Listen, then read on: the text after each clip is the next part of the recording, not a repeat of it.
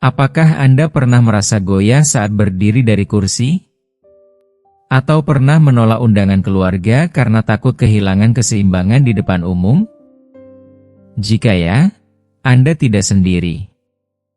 Jutaan orang di atas usia 60 tahun mengalami hal yang sama. Dan banyak yang tidak tahu bahwa penyebabnya bukan hanya soal usia, tapi karena kesalahan-kesalahan kecil yang sering kita abaikan. Dalam video ini, kita akan membahas 8 kesalahan umum yang diam-diam bisa mencuri keseimbangan, kepercayaan diri, dan bahkan kemandirian Anda. Mulai dari kebiasaan sederhana seperti sepatu yang salah, hingga hal-hal serius seperti efek samping obat dan pengaturan rumah yang tidak aman, semuanya akan dibahas tuntas dengan solusi praktis dan mudah diterapkan. Kenapa Anda perlu menonton sampai selesai? Karena setiap menit dalam video ini bisa menjadi perbedaan antara jatuh dan berdiri tegak. Anda akan belajar cara kecil namun berdampak besar untuk melindungi tubuh Anda, menjaga kebebasan Anda, dan menjalani hari-hari dengan lebih percaya diri, tanpa rasa takut. Jika Anda mencintai hidup yang stabil, sehat, dan penuh kontrol, jangan lewatkan informasi ini.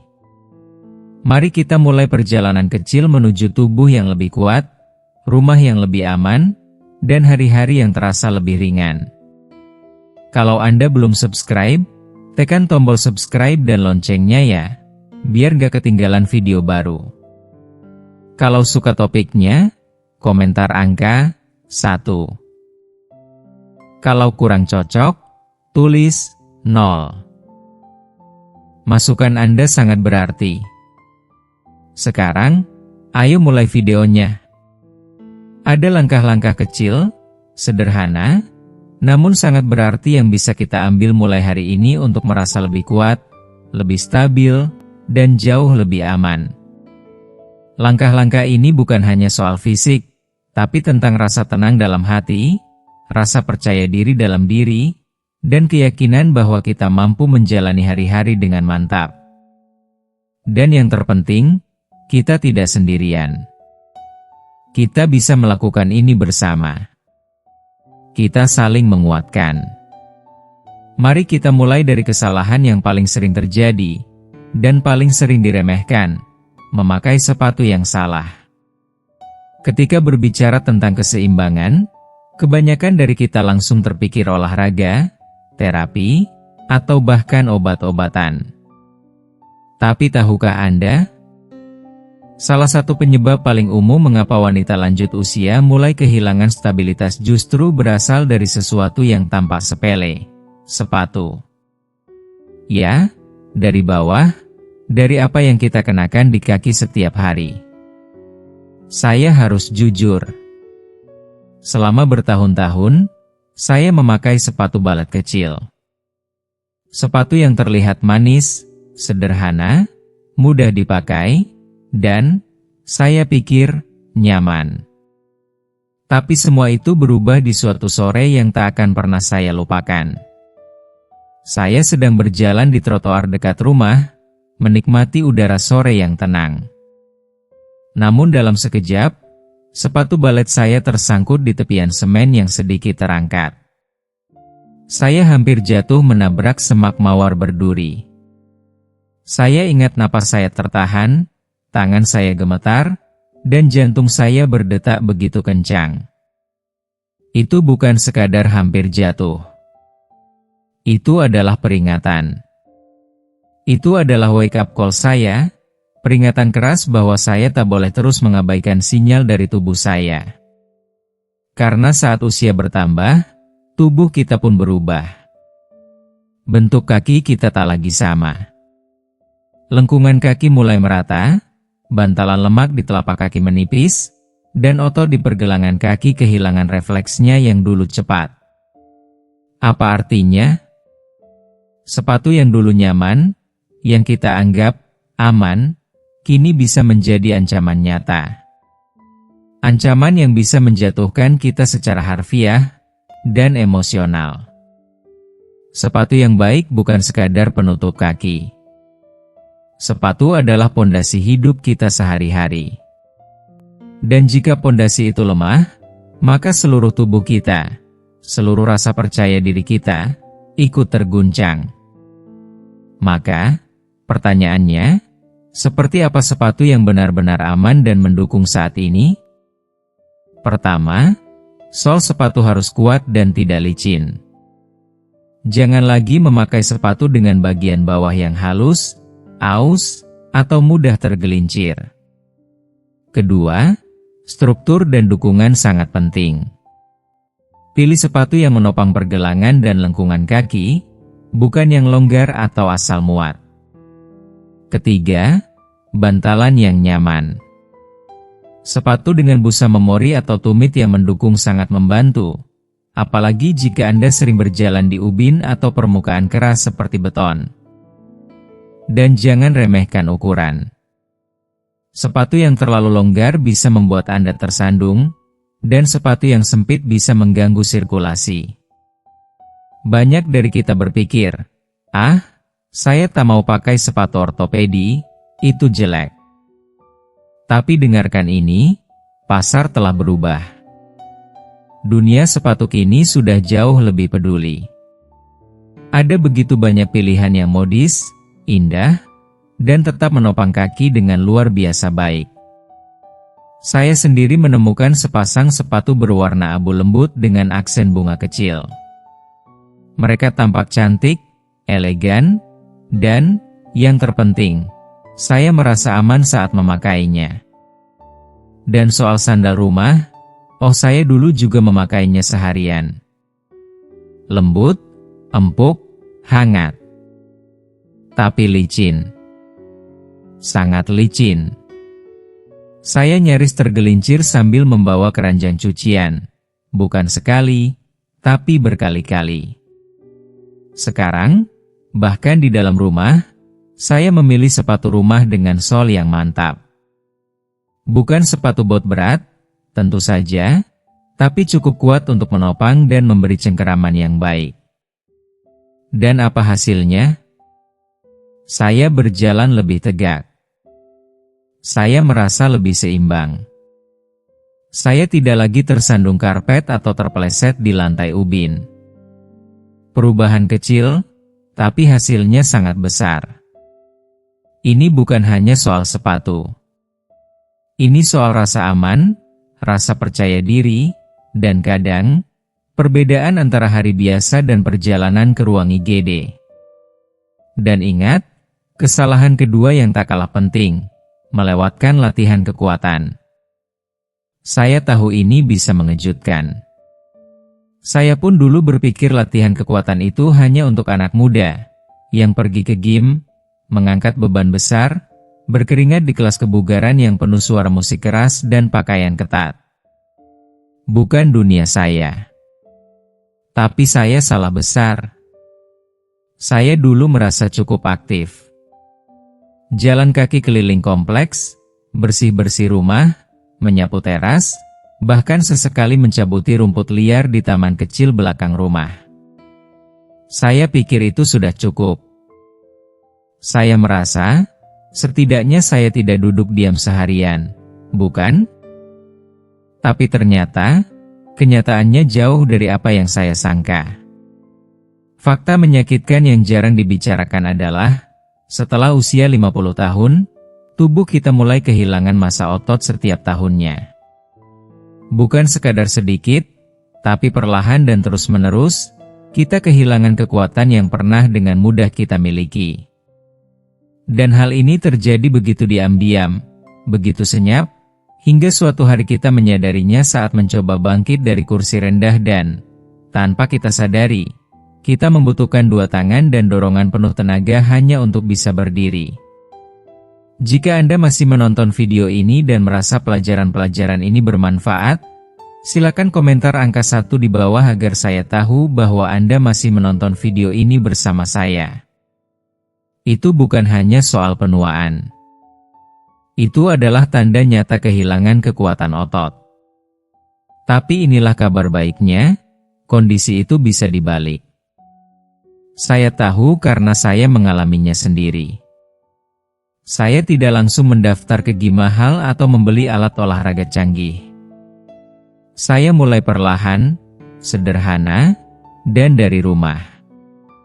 Saya beli sepasang dumbbell kecil dari toko serba ada. Murah, ringan, dan saya letakkan di dekat sofa ruang keluarga. Setiap kali menonton acara favorit, saya angkat dumbbell pelan-pelan. Kadang hanya menggerakkan lengan ke atas dan ke samping. Saya lakukan push up ke dinding, angkat kaki sambil duduk, atau latihan keseimbangan ringan di dapur sambil menunggu air mendidih. Kadang, saya bahkan tidak menggunakan alat apapun, hanya tubuh saya sendiri. Karena tujuannya bukan untuk tampil seperti model kebugaran di televisi, tapi untuk membangun kembali kekuatan yang selama ini perlahan meninggalkan saya tanpa peringatan. Dan yang mengejutkan, perubahannya cepat terasa. Dalam hitungan minggu, saya bisa bangkit dari sofa dengan lebih ringan. Saya bisa membawa belanjaan dari mobil ke dapur dengan lebih percaya diri. Saya bahkan bisa naik sedikit tanjakan menuju halaman rumah tanpa harus berhenti di tengah jalan. Namun yang paling saya syukuri adalah ini, refleks tubuh saya kembali. Anda tahu saat tersandung, reaksi spontan kita adalah berusaha menahan tubuh agar tidak jatuh. Dulu, saya hanya bisa pasrah, ambruk tanpa sempat melawan. Tapi sekarang, tubuh saya bisa melawan. Bisa menstabilkan, bisa mengoreksi arah gerak, bisa melindungi diri saya sendiri. Itu bukan hanya kekuatan fisik. Itu adalah kebebasan. Dan lebih dari itu, kekuatan juga berarti kekuatan mental dan emosional. Saat kita merasa kuat, kita bertindak kuat. Kita tidak lagi takut menyusuri trotoar berbatu, melewati jalur yang tidak rata, atau naik turun tangga. Kita tidak lagi merasa kecil atau rapuh di dunia ini. Kita rebut kembali kepercayaan diri dan kemandirian kita. Yang dibutuhkan hanya 10-15 menit, 3 kali seminggu. Itu saja. Dan bisa dilakukan di rumah, pakai piyama, sambil menonton sinetron atau acara masak. Tidak ada tekanan. Hanya kemajuan. Dan setiap kemajuan, sekecil apapun, adalah langkah besar untuk melindungi diri kita dari ketakutan terbesar, kehilangan kendali. Dan kini, mari kita bicara tentang kesalahan ketiga yang sering diabaikan, mengabaikan perubahan penglihatan. Saya tahu, ini mungkin terdengar sepele. Tapi kenyataannya, penglihatan sangat erat hubungannya dengan keseimbangan. Tapi seperti banyak orang lainnya, saya pun dulu tidak sadar. Saya pikir saya hanya sedikit canggung saat gelap, atau mungkin lampu di rumah terlalu redup. Tapi saya salah. Suatu malam, saya bangun untuk ke kamar mandi. Saya tidak ingin menyalakan lampu karena takut membangunkan suami saya yang tidur di sebelah. Saya berjalan perlahan di lorong, tahu benar arah langkah saya. Tapi saya tidak melihat ujung karpet kecil yang sedikit terangkat. Dalam sekejap, saya tergelincir. Saya jatuh keras. Lutut saya menghantam lantai dengan bunyi mengerikan. Rasanya seperti dunia runtuh sejenak. Butuh lebih dari seminggu sebelum saya bisa berjalan normal kembali. Dari pengalaman menyakitkan itu, saya sadar satu hal penting. Mata kita membantu otak mengetahui posisi tubuh di ruang sekitar. Bukan cuma untuk membaca, bukan sekadar mengenali wajah cucu. Tapi untuk mengukur jarak, membedakan kontras, dan mengenali perubahan ketinggian seperti anak tangga atau bayangan benda di lantai. Sayangnya, seiring bertambah usia, penglihatan pun berubah. Tidak terasa drastis, tapi cukup untuk mengganggu persepsi kedalaman dan keseimbangan. Kita pikir kita melangkah 1 inci, padahal 3. Dan kita baru sadar saat kita sudah terjatuh. Banyak wanita seusia saya tetap memakai kacamata lama yang resepnya sudah usang. Saya pun begitu, pakai kacamata yang sama selama hampir 4 tahun. Saya pikir masih baik-baik saja. Tapi setelah insiden itu, saya pergi ke dokter mata. Dan benar saja, resep saya sudah berubah. Saya juga diberi saran soal lensa antirefleksi dan lensa khusus untuk pencahayaan rendah agar saya bisa melihat lebih jelas saat malam. Saya juga mulai memperhatikan pencahayaan rumah. Lorong-lorong dan kamar mandi yang dulunya gelap kini saya pasangi lampu kecil plug-in otomatis. Lampu ini menyala lembut di malam hari, cukup untuk membantu saya melihat langkah, tapi tidak mengganggu tidur. Perubahan kecil ini membuat perbedaan besar. Tidak hanya pada penglihatan saya, tapi juga pada rasa aman dan rasa percaya diri saya. Harganya murah, mudah dipasang. Tapi perubahan kecil ini memberi saya sesuatu yang tak ternilai, rasa percaya diri yang baru saat bergerak di malam hari. Dulu saya sering ragu berjalan di rumah jika lampu tidak menyala terang. Sekarang, dengan hanya menambahkan lampu malam kecil di lorong dan kamar mandi, saya merasa seperti mendapat penglihatan baru di dunia yang dulu tampak gelap dan membingungkan. Jika kacamata Anda sudah tergores, sudah lama tidak diganti, atau tidak lagi sesuai kebutuhan mata Anda, ketahuilah bahwa itu bisa menjadi bahaya tersembunyi setiap hari. Dan jika rumah Anda penuh dengan sudut-sudut gelap, bayangan tajam, atau pencahayaan remang, mata Anda dipaksa bekerja lebih keras, tanpa Anda sadari. Akibatnya, disorientasi, pusing, bahkan vertigo. Tubuh Anda kehilangan kemampuan alami untuk menyeimbangkan posisi di ruang, hanya karena mata Anda tidak bisa melihat dengan jelas. Tolong, lakukan ini untuk diri Anda sendiri. Bersihkan lensa kacamata Anda setiap hari. Jadwalkan pemeriksaan mata rutin, setidaknya setahun sekali. Dan ganti bohlam rumah Anda dengan lampu yang lebih terang dan hangat. Jangan menunggu sampai jatuh baru bertindak. Keseimbangan Anda bermula dari apa yang Anda lihat. Pastikan Anda melihat dunia dengan kejernihan. Kesalahan keempat, mengabaikan efek samping dari obat-obatan. Yang satu ini terasa sangat pribadi bagi saya. Beberapa tahun lalu, saya mulai minum obat baru untuk tekanan darah tinggi. Gejala saya waktu itu sederhana. Kadang merasa pusing, sedikit limbung saat bangkit dari duduk. Dokter meresepkan obat, dan saya mengikutinya dengan patuh, berharap pusing itu akan menghilang. Tapi ternyata, malah memburuk. Saya mulai kehilangan keseimbangan lebih sering.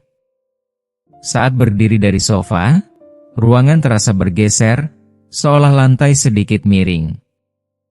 Awalnya saya kira saya hanya kurang istirahat atau dehidrasi. Tapi di dalam hati, saya tahu ada yang salah. Suatu malam, saya berdiri terlalu cepat, dan tersandung. Saya menabrak meja kopi, lutut saya membentur sisi kayu keras. Saya tidak jatuh, tapi tubuh saya gemetar ketakutan. Malam itu juga, saya membaca tulisan kecil di botol obat. Dan di sana, tertulis jelas, dapat menyebabkan pusing atau kehilangan keseimbangan. Saya terdiam lama. Andai saya baca lebih awal. Yang tidak banyak orang ketahui adalah, tubuh kita memproses obat secara berbeda seiring bertambahnya usia. Dosis yang sesuai saat kita berusia 50-an bisa jadi terlalu kuat ketika kita menginjak 70 tahun. Dan yang lebih rumit, banyak dari kita minum lebih dari satu obat. Efeknya bisa saling berinteraksi, dan tidak selalu langsung dikenali oleh dokter. Faktanya, Anda harus menjadi pembela terbaik untuk tubuh Anda sendiri. Dokter Anda mungkin cerdas dan peduli, tapi mereka punya banyak pasien. Hanya Anda yang hidup di dalam tubuh Anda. Jadi, dengarkan tubuh Anda. Jika Anda merasa ada sesuatu yang aneh, sekecil apapun, catatlah. Pusing, rasa ringan di kepala, tubuh limbung, bahkan sekadar tidak enak di perut. Semua itu bisa menjadi petunjuk penting. Bawa catatan itu saat kunjungan berikutnya. Sertakan semua obat yang Anda konsumsi, bukan hanya resep dari dokter, tapi juga obat bebas, vitamin, suplemen herbal, bahkan minyak gosok. Karena semuanya bisa berpengaruh. Saya akhirnya bicara jujur dengan dokter saya. Kami duduk dan meninjau satu persatu obat yang saya konsumsi. Dan Anda tahu apa? Ia menyesuaikan dosis obat tekanan darah saya, dan pusing itu langsung berkurang. Dalam seminggu, saya merasa lebih stabil. Saya berjalan lebih tegak, lebih yakin. Dan rasa percaya diri yang sempat hilang, kembali perlahan. Jangan abaikan sinyal tubuh Anda. Percayalah pada insting Anda. Baca label. Tanyakan setiap efek samping. Jangan puas jika hanya dijawab, itu biasa di usia segini. Kadang memang karena usia. Tapi seringkali, itu karena dosis yang tidak lagi cocok. Dan kadang, perubahan kecil bisa membawa dampak besar dalam keseimbangan dan kualitas hidup Anda setiap hari. Kesalahan kelima, berpura-pura tidak butuh bantuan, dan memilih bersandar pada furnitur alih-alih memakai tongkat. Jika Anda masih menonton video ini dan merasa pelajaran-pelajaran ini bermanfaat, silakan komentar angka 2 di bawah agar saya tahu bahwa Anda masih menonton video ini bersama saya. Saya tahu ini topik yang sulit. Saya pernah di posisi itu. Lama sekali saya menolak menggunakan tongkat. Saya katakan pada diri sendiri, saya baik-baik saja. Saya mandiri. Saya masih bisa bergerak sendiri. Ya, saya akui, saya sering memegang sandaran kursi, menyentuh meja dapur, atau berpegangan pada dinding saat jalan ke kamar mandi tengah malam. Tapi itu bukan masalah, bukan? Saya hanya sedikit berhati-hati, atau begitulah saya membenarkan. Namun suatu hari, saya membaca tentang istilah yang menggelitik hati saya, furniture walking. Istilah yang digunakan untuk menggambarkan orang lansia yang, tanpa sadar, mengandalkan perabot rumah sebagai penopang keseimbangan. Dan tiba-tiba, saya sadar, saya salah satu dari mereka. Saya sebut itu, mandiri. Tapi kenyataannya, saya takut. Takut dianggap tua. Takut terlihat lemah. Takut dikasihani. Takut orang akan memperlakukan saya berbeda jika saya mulai memakai tongkat. Lalu, suatu sore, saya mencoba membawa keranjang cucian yang penuh dari kamar tidur ke ruang tamu. Berat, tapi saya pikir, saya bisa.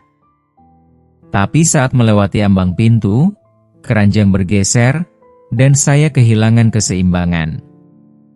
Saya jatuh, tidak sampai terhempas ke lantai, tapi cukup untuk membuat saya lutut tersungkur dan dada saya sesak karena syok. Tangan saya penuh saat itu, keranjang cucian berat di satu tangan, seikat pakaian kecil di tangan lainnya. Tidak ada tangan yang tersisa untuk berpegangan. Dan saat kaki saya menginjak lantai kayu yang agak licin, tubuh saya bergeser hanya sedikit saja. Tapi itu sudah cukup. Cukup untuk membuat saya limbung. Cukup untuk membuat saya kehilangan keseimbangan dan hampir menghantam meja kecil di ruang tamu. Napas saya tercekat, jantung saya melonjak. Itu momen menakutkan, lebih dari yang bisa saya akui kepada siapapun. Dan momen itulah yang membawa saya pada sebuah kebetulan kecil yang mengubah hidup saya. Beberapa hari kemudian, saat saya sedang belanja perlengkapan rumah tangga, mata saya tertumbuk pada sebuah tongkat ringan dengan motif bunga-bunga lembut yang langsung membuat saya tersenyum kecil.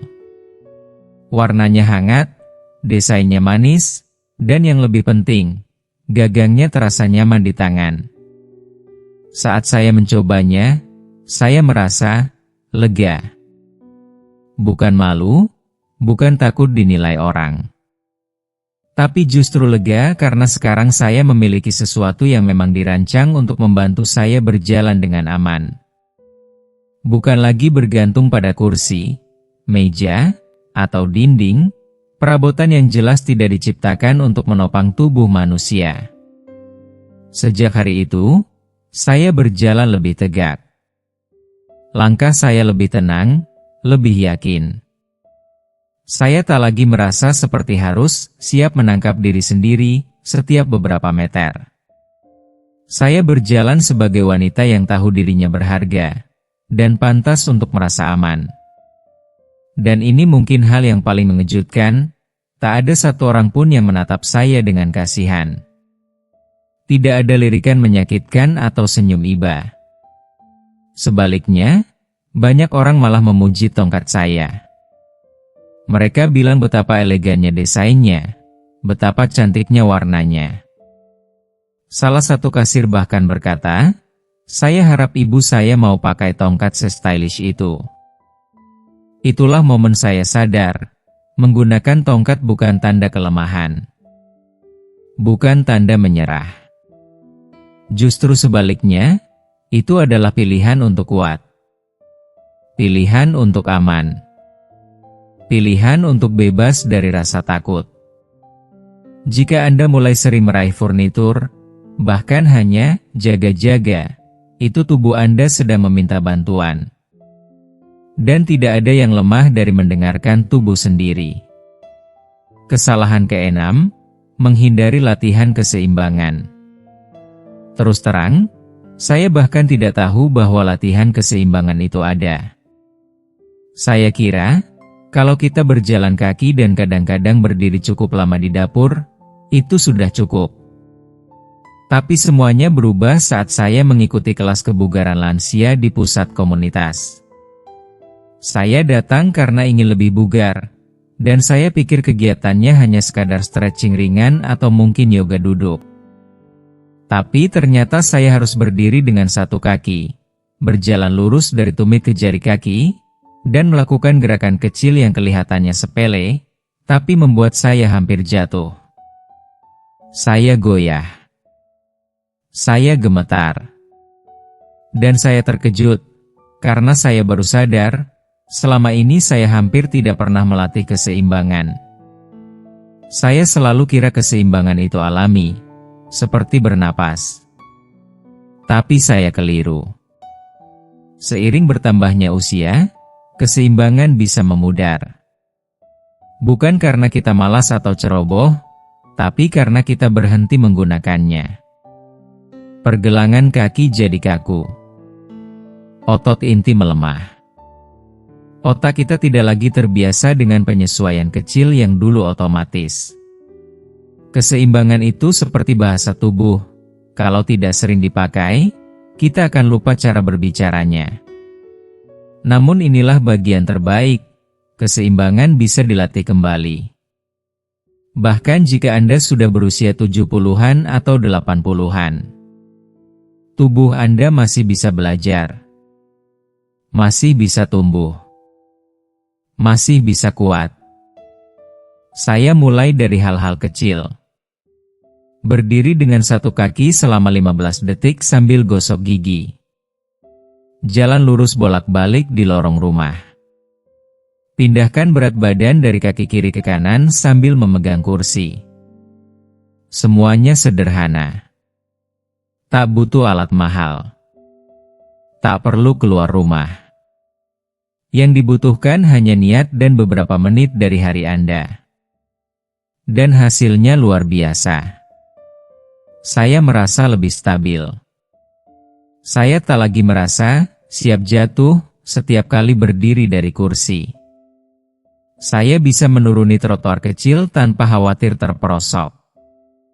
Bahkan, suatu pagi, saya menari di dapur sambil menyiapkan sarapan.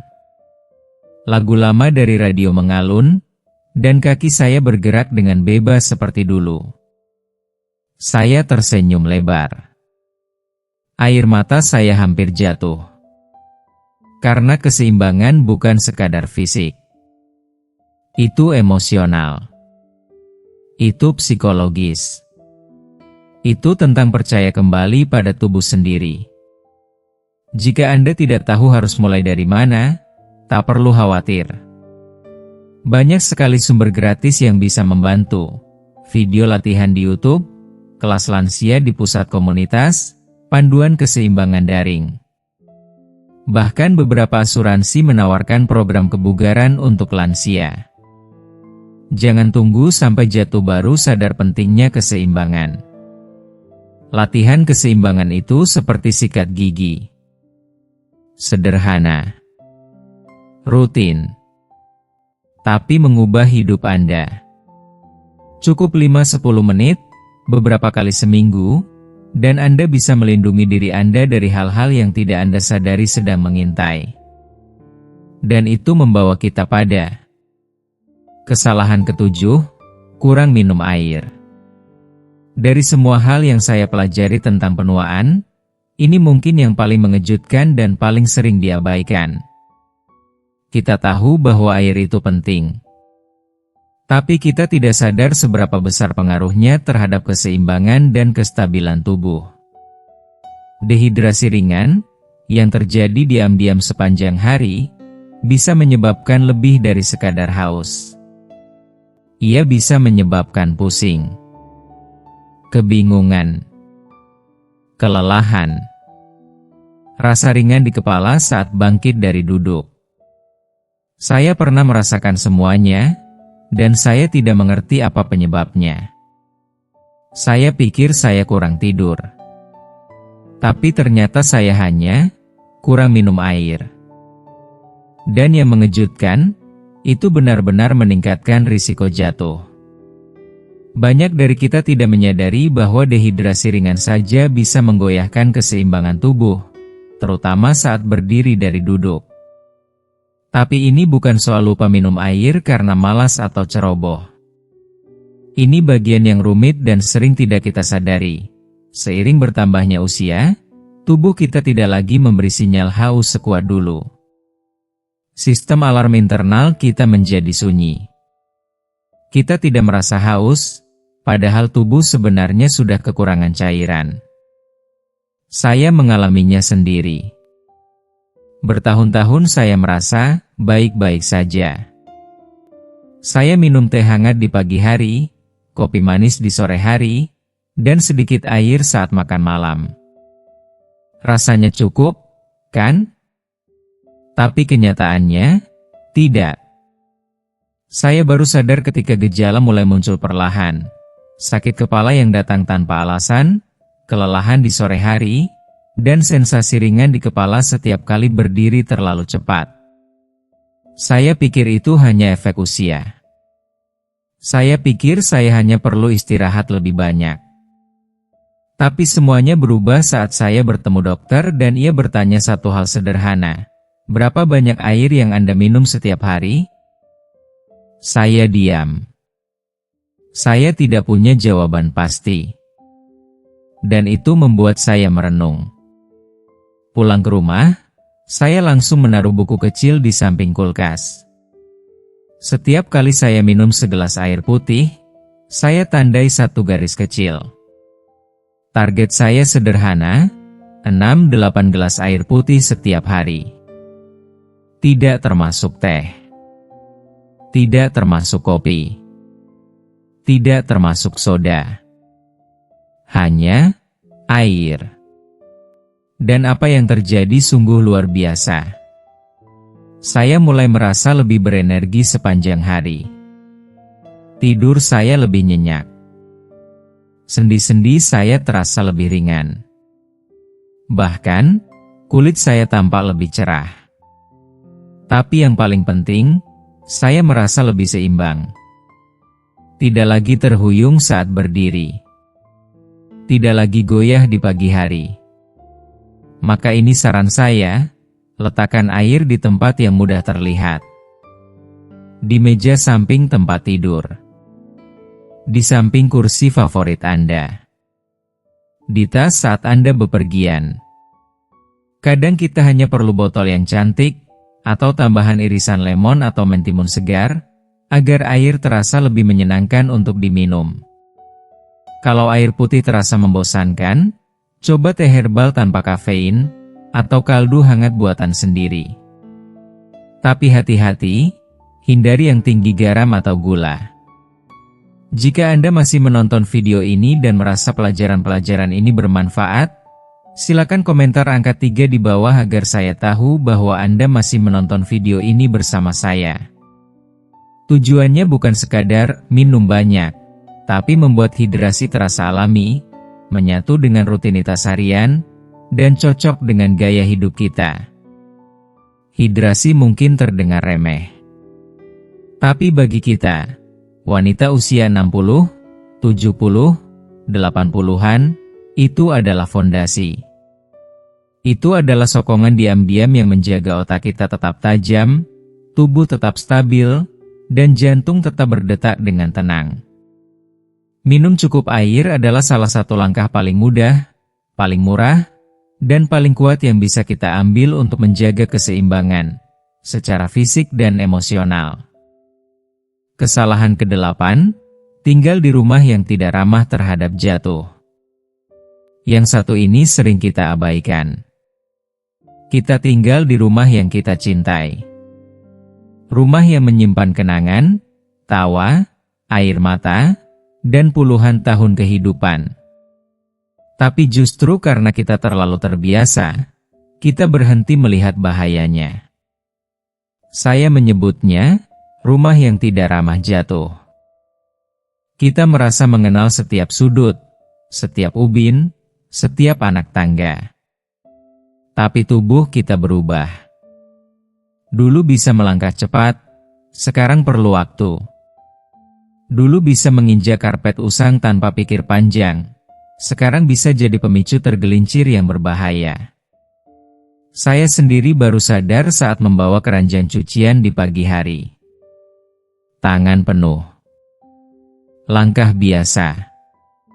Tapi saat melangkah ke lorong, ujung kaki saya tersangkut pada lipatan kecil karpet lama yang sudah ada di sana selama 2 dekade. Saya tidak jatuh, tapi pergelangan kaki saya terkilir parah.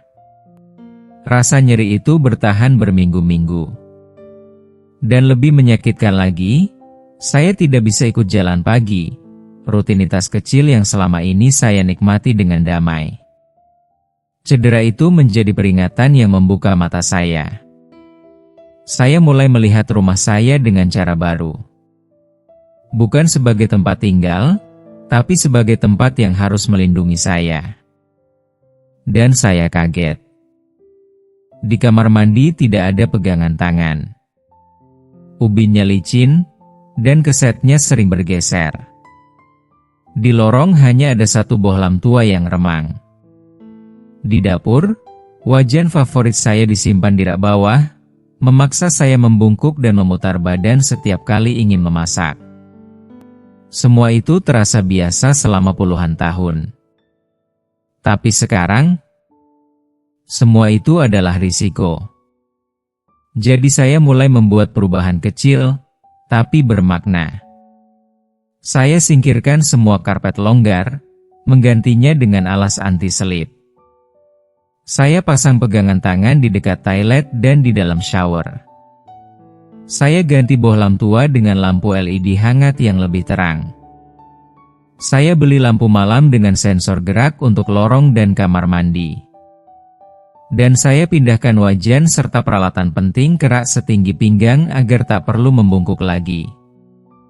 Dan hasilnya, saya merasa aman. Saya merasa tenang. Saya merasa dihargai oleh rumah saya sendiri. Semua perubahan kecil ini, tidak menguras dompet saya. Tapi yang mereka berikan sungguh tak ternilai, ketenangan batin. Dan percayalah, tidak ada rasa malu, sama sekali tidak ada rasa malu, dalam menyesuaikan rumah agar lebih sesuai dengan kebutuhan kita saat ini.